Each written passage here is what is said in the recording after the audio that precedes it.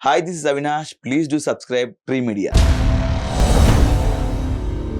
First of all మీ నేపథ్యం నుంచి స్టార్ట్ చేద్దాం. నేను పుట్టింది వచ్చేసి మన జగిత్యాల డిస్టిక్, జగిత్యాల. రాఘవపట్నం. ఒకప్పుడు కరీంనగర్ డిస్టిక్.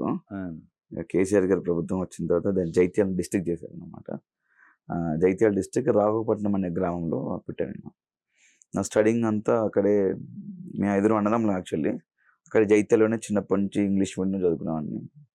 అక్కడ ఇంటర్మీడియట్ హాస్టల్ చిన్నప్పటి నుంచి నేను ఎప్పుడైతే నాకు 5 సంవత్సరాలు 6 సంవత్సరాలు వచ్చినాయో అప్పటి నుంచి నా హాస్టలే. ఇంటర్మీడియట్ కరీంనగర్ ఆల్ఫోర్స్ కాలేజ్, అదే హాస్టలే. తర్వాత బీటెక్ వచ్చేసరికి నేను హైదరాబాద్కి వచ్చాను అనమాట. అది అప్పుడు ఫ్రెండ్స్తో రూమ్ తీసుకుండేవాడిని. 2013లో నాకు గ్రాడ్యుయేషన్ కంప్లీట్ అయిపోయింది, సివిల్ ఇంజనీరింగ్ చేసి అయిపోయింది. అప్పుడు నేను చేస్తున్నప్పుడే ఈ సినిమాలు ఇవన్నీ ట్రై చేయడం జరిగింది బీటెక్ చేస్తున్నప్పుడే. ఓకే ఓకే బీటెక్ కంప్లీట్ చేశారు. ఫినిష్ అయిపోయింది. 2013లో అయిపోయింది బీటెక్. Okay okay. నాన్నగారు ఏం చేస్తుంటారు? నాన్నగారు మేము చిన్న ఉన్నప్పుడు ఫస్ట్ బాంబేలో ఈ బాలీవుడ్లో ప్రొడక్షన్ డ్రైవర్ అప్పట్లో. అంటే ఇప్పుడు మనకి ప్రొడక్షన్ డ్రైవర్స్ ఎలా ఉంటారు, షూటింగ్ ఆర్టిస్ట్ ని పికప్ డ్రాప్ అలా ఉంటారు కదా. అప్పట్లో మా నాన్న అక్కడ అప్పుడు నేను పుట్టలే ఇంకా. ఓకే. మా పెద్దన్న ఒకడే పుట్టాడు. మా అన్నయ్య కూడా చిన్నవాడు అప్పుడు. మా అమ్మను బాంబే అంటే బ్రతకడానికి ఏదో సంపాదించాలని చెప్పేసి మా నాన్న అప్పుడు ఫస్ట్ ఆయన 17-18 ఇయర్స్ ఏజ్ ఉన్నప్పుడు పాలేరుగా పనిచేశాడు. బర్రెలు గాయడాలు, లైక్ ఎడ్లు గాయడాలు చేసేవాడు. అలా చేసుకుంటూ బాంబేకి వెళ్ళి ఆయన పని కోసం అక్కడికి వెళ్ళి అక్కడ డ్రైవర్గా చేసేవాడు. ఒకసారి ఆయన అదృష్టం ఏంటో ఒకసారి అమితాబ్ బచ్చన్ గారు కూడా డ్రాపింగ్ చేయడం జరిగింది అప్పట్లో.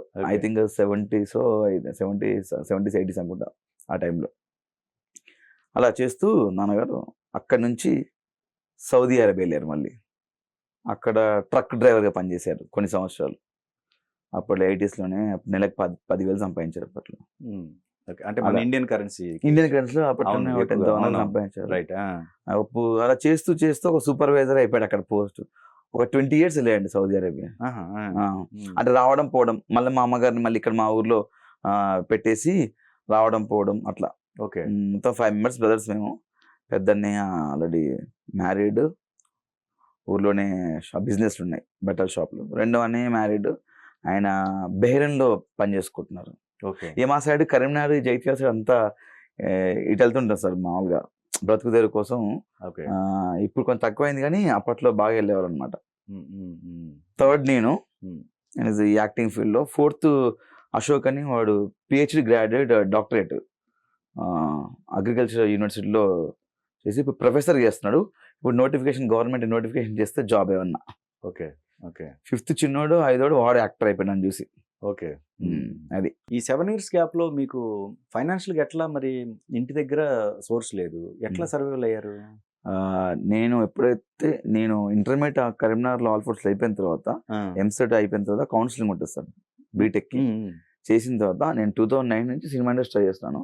నేను బీటెక్ చేస్తూ బల్కంపేట్ ఐడియా ఉంది సార్. బల్కంపేట్ అక్కడ ఒక కిరాణా షాప్ లో పనిచేశాను సార్. ఓకే. ఒక 2 months కిరాణా షాప్ పనిచేశాను. అప్పుడు ఎంత నాకు నేను ఒక సింగ్స్ అని వాళ్ళు సింగ్స్ వాళ్ళు ఇక్కడ సెటిల్డ్. వాళ్ళ దగ్గర హాస్టల్ ఉండేవాడిని. అప్పుడు నాకు హాస్టల్ ఎంత అంటే 1000 రూపాయలు సార్. ఇక నాకు 2 నెలకు 1,500 వచ్చేటి. 2 నెలలు పనిచేసాను, 3,000 అట్లా. 2 నెలలు హాస్టల్ ఫీజు కట్టేసుకున్నాను. కార్వే సాఫ్ట్వేర్ సొల్యూషన్స్ లో ఒక 1 month ఆఫీస్ బాయ్ గా పనిచేశాను సార్. కార్వే సాఫ్ట్వేర్ సొల్యూషన్స్ ఒక 1 month అక్కడ పనిచేశాను. కొన్ని రోజులు మైత్రివన్ దగ్గర క్వాలిటీ ఐస్ క్రీమ్ బండ్లు ఉన్నాయి కదా సార్, అవి కొన్ని రోజులు నడిపాను. Okay okay. అంటే నేనేమన్నా అంటే నాకు సినిమాలో నేను వెళ్తాను, మీరు నాకు ఏం హెల్ప్ చేయకండి, నాకు మీరు ఎంత పంపిస్తే అంతే పంపించండి, అంతకుమించి నేను రూపాయి మిమ్మల్ని అడగా అని చెప్పాను ఇంటి దగ్గర. వాళ్ళ నెలకు 3,000, వాళ్ళేంటి నెలకు 3,000 ఆ రూమ్ ఫీజు, ఇంకా దాంట్లో అన్ని ఇంకా ఎక్స్ట్రా ఖర్చు. నేను అక్కడ నుంచి మళ్ళీ ఉప్పల్ ఉండేవాడిని. నాది గట్కేసర్ కాలేజ్.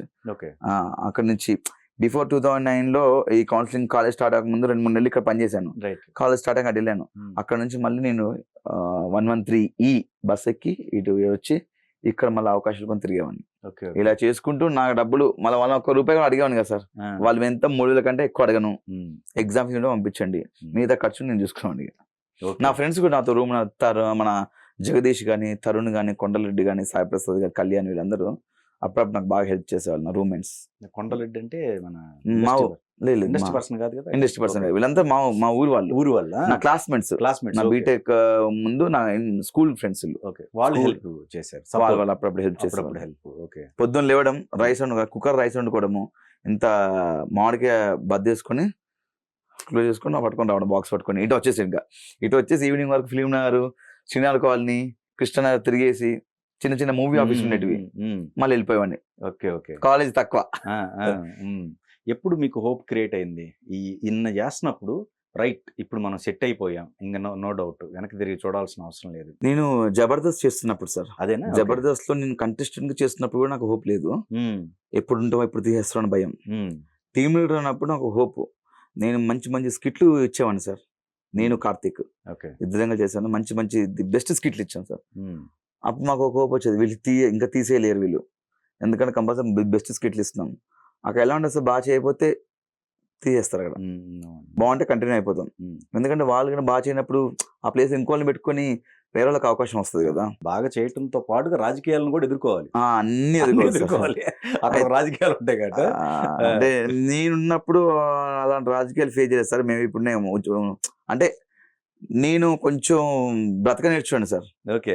నేను సీనియర్స్ తో ఎలా ఉండేవాడిని, డైరెక్టర్స్ తో ఎలా ఉండవు అలా ఉండేవాడిని. ఓకే. నాతో రాజకీయాలు చేస్తే నాకు తెలిసిపోయేది సార్. ఎవరన్నా నా ఏమంటే మొహం మీద చెప్పండి ఇలాంటి వద్దు అని చెప్పేసి నేను డైరెక్టర్స్ తో ఫైట్ చేసేవాడిని. ఓకే. అంటే ఆ డైరెక్టర్స్ కూడా నన్ను ఒక బ్రదర్ లా ట్రీట్ చేశారు అనమాట. ఓకే. అయితే అంతా క్లోజ్ అయిపోయి చేస్తుండేవాడిని. అప్పుడు టీమ్ లీడర్ అయిన తర్వాత కొన్ని స్కిట్లు చేసిన తర్వాత ఓకే ఒక మంత్లీ ఇన్కమ్ వస్తుంది. మాకు అక్కడ నుంచి వచ్చి తక్కువనే సార్, జబర్దస్త్ నుంచి వచ్చి సంపాదించుకుని తక్కువ.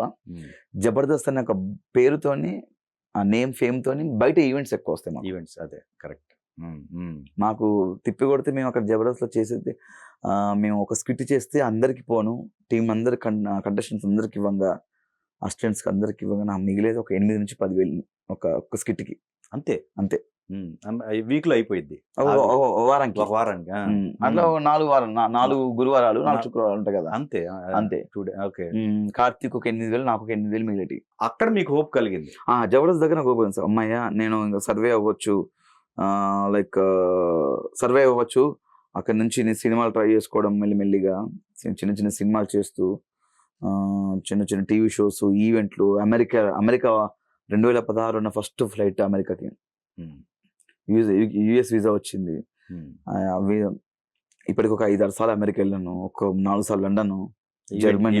ఈవెంట్స్ మాకు పేరు ఉండదు. అవినాష్ మంచి మిమిక్రీ ఆర్టిస్ట్, బాగా చేస్తాడు, మంచి ఫన్ చేస్తాడు. స్టాండప్ కామెడీ చాలా తక్కువ ఉంటుంది సార్ మన దగ్గర. Right right. అవును అలా. Okay okay. సో ఇప్పుడు మన జబర్దస్త్ అక్కడ మీకు ఒక హోప్ అనేది క్రియేట్ అయింది ఆ టైంకి. బిఫోర్ మీ దగ్గర ఒక మిమిక్రీకి సంబంధించిందో లేకపోతే ఈ స్టేజ్ పర్ఫార్మెన్స్ కి సంబంధించిన ఒక యాక్టివిటీ ఒకటి ఉంది కదా, అది ఎక్కడ అప్లై చేయలేదా మీరు? జబర్దస్త్ ముందు జబర్దస్త్ నేను దాని ముందు చెప్తాను సార్. దాని ముందు నేను జబర్దస్త్ రాకముందు ఈవెంట్ కూడా చేసేవాడిని. అదే ఈవెంట్స్ చేశాను. బట్ మన గోల్ ఏంటి సార్? సినిమాలు. Okay okay. సినిమాలే ఇప్పుడు మన సార్. మాకు ఇప్పుడు గవర్నమెంట్ జాబ్ ఒక వైపు ఉంది, సినిమా ఒక వైపు ఉంది. ఇక్కడ 50,000 జీతం ఇస్తానన్నా కూడా మన మనసు అనేది ఇటేలా అవుతుంటది. సినిమా అంత ఒక ప్యాషన్తో, పిచ్చితో, చిన్నప్పుడు ఫ్రెండ్స్ స్కూల్లో ఉన్నప్పుడు బాగా చేస్తున్నాడు, దాన్ని ఇంకా నేను గట్టిగా నాటుకుపోయింది మనసులో. చిరంజీవి గారి సినిమాలు చూడాలు, ఆ స్టైలు, ఆయన మేనరిజాలు అవి చూసి అమ్మా ఏదో మనం సాధించాలి, ఏదో మన జనాలు మనతో చప్పలు కొట్టించుకోవాలి, ఫోటోలు దిగాలి అన్నట్టు చిన్నప్పటి నుంచి మనసులో కూరుకుపోయింది సార్. అప్పుడు నేను హాస్టల్ ఉండేవాడిని కదా స్కూల్లో ఉన్నప్పుడు. పండగకి ఇంటికి వెళ్తా కదా, పండగకి ఇంటికి వెళ్ళి మళ్ళీ హాస్టల్కి వచ్చే టైంలో ఒక్కరోజు 3 షోలు చూసాను సార్. ఓకే. ఒకరోజు మార్నింగ్ 11 o'clock షో ఉంటుంది మాకు జైత్యాల్లో, దాని తర్వాత 2 o'clock ఒకటి ఉంటుంది, మరి 6 o'clock ఉంటుంది. ఇవి చూసి నైట్ అప్పుడు హాస్టల్కి వెళ్ళేవాడిని. కంటిన్యూ సినిమాలు అయితే అప్పుడు డబ్బులు ఉండి కాదు, దొంగతనంగా గోడ దునికి వెళ్ళి థియేటర్లో కూర్చునేవాడిని అనమాట. ఒకసారి ఎక్స్పీరియన్స్ చెప్తాను మీకు. థియేటర్ బాలాజీ థియేటర్ అని మా జైత్యాల్లో, అలా కూర్చున్నాను. సాంబయ్య సినిమా శ్రీహరి గారిది. ఓకే. అప్పుడు గోడ దునికి వెళ్ళి నేను, మా తమ్ముళ్ళు ఇద్దరు, మా అన్నయ్య, మా తమ్ముడు ఒకడు చిన్నోడు, ఇంకా అప్పుడు వాడు ఇంకా స్కూల్ రావట్లేదు, మా పెద్ద తమ్ముడు, నేను, మా అన్నయ్య గోడ దునికి కూర్చున్నాము. థియేటర్ ఫుల్ అయిపోయింది. ఒక డోర్ దగ్గర మూల కూర్చుంటున్నాక డోర్స్ నటు ఇటు తగులుతుంది మాకు. ఆడ వచ్చేసి ఎవరో వెనక అంకుల్ ఇంటర్వ్యూలో పడుకున్న అంకుల్ మా సీట్లో ఎవరో కూర్చున్న అంకుల్ అని చెప్పేసి అబద్ధం ఆడాడు సినిమా కోసం. అలా చూసి సినిమా సరే అక్కడ చైర్లో కూర్చోండి అని చెప్పి కూర్చోబెట్టారు. Okay okay.